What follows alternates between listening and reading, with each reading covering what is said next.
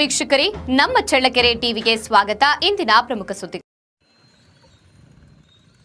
ಹಲವು ವರ್ಷಗಳಿಂದ ನೆನೆಗುದಿಗೆ ಬಿದ್ದಿದ್ದ ರಸ್ತೆ ಅಗಲೀಕರಣದ ಯೋಜನೆ ಇದೀಗ ಮರುಜೀವ ಬಂದಿದೆ. ನಗರದ ಪ್ರಮುಖ ವೃತ್ತವಾಗಿರುವ ನೆಹರು ವೃತ್ತದ 4 ದಿಕ್ಕುಗಳಲ್ಲಿ ರಸ್ತೆಗಳನ್ನು ವಿಶಾಲಗೊಳಿಸಲು ನಗರಸಭೆ ಅಧಿಕಾರಿಗಳು ಕಾರ್ಯಾಚರಣೆ ಆರಂಭಿಸಿದ್ದಾರೆ. ನಗರದ ಸಂಚಾರ ದಟ್ಟಣೆ ನಿವಾರಣೆ ಹಾಗೂ ಭವಿಷ್ಯದ ವಾಹನ ಸಂಚಾರವನ್ನು ಗಮನದಲ್ಲಿ ಇಟ್ಟುಕೊಂಡು ರಸ್ತೆ ಮಧ್ಯಭಾಗದಿಂದ ಸುಮಾರು 15 ಮೀಟರ್ ಅಗಲೀಕರಣಕ್ಕೆ ನಗರಸಭೆ ಮುಂದಾಗಿದೆ. ಈಗಾಗಲೇ ಕೆಲವು ಸರ್ಕಾರಿ ಕಟ್ಟಡಗಳನ್ನು ತೆರವುಗೊಳಿಸಿರುವ ನಗರಸಭೆಗೆ ಖಾಸಗಿ ವಾಣಿಜ್ಯ ಕಟ್ಟಡಗಳ ತೆರವು ಕಾರ್ಯವೇ ದೊಡ್ಡ ಸವಾಲಾಗಿ ಪರಿಣಮಿಸಿದೆ.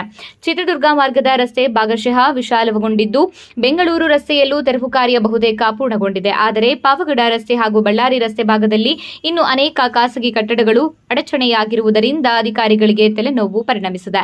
ಕೆಲವು ಕಟ್ಟಡ ಮಾಲೀಕರು ಹಲವು ವರ್ಷಗಳಿಂದ ನ್ಯಾಯಾಲಯದ ಮೊರೆ ಹೋಗಿದ್ರು.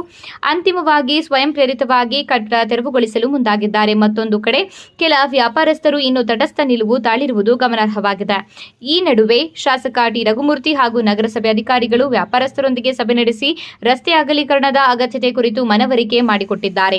ಸಾರ್ವಜನಿಕ ಹಿತದೃಷ್ಟಿಯಿಂದ ಸಹಕಾರ ನೀಡುವಂತೆ ಮನವಿ ಮಾಡಲಾಗಿದೆ. ಇಂದು ನಗರಸಭೆ ಇಂಜಿನಿಯರ್ ಲೋಕೇಶ್ ಅವರ ಸಮ್ಮುಖದಲ್ಲಿ ಅಧಿಕಾರಿಗಳು ಸ್ಥಳ ಪರಿಶೀಲನೆ ಹಾಗೂ ಸರ್ವೆ ಕಾರ್ಯ ನಡೆಸಿದ್ದಾರೆ. ಜೆಸಿಬಿ ಯಂತ್ರಗಳ ಸಹಾಯದಿಂದ ಕೆಲ ಭಾಗಗಳಲ್ಲಿ ತೆರವು ಕಾರ್ಯ ವೇಗ ಪಡೆದುಕೊಂಡಿದ್ದು, ರಸ್ತೆ ಅಗಲೀಕರಣ ಕಾರ್ಯಾಚರಣೆ ಇದೀಗ ಜೋರಾಗಿದೆ.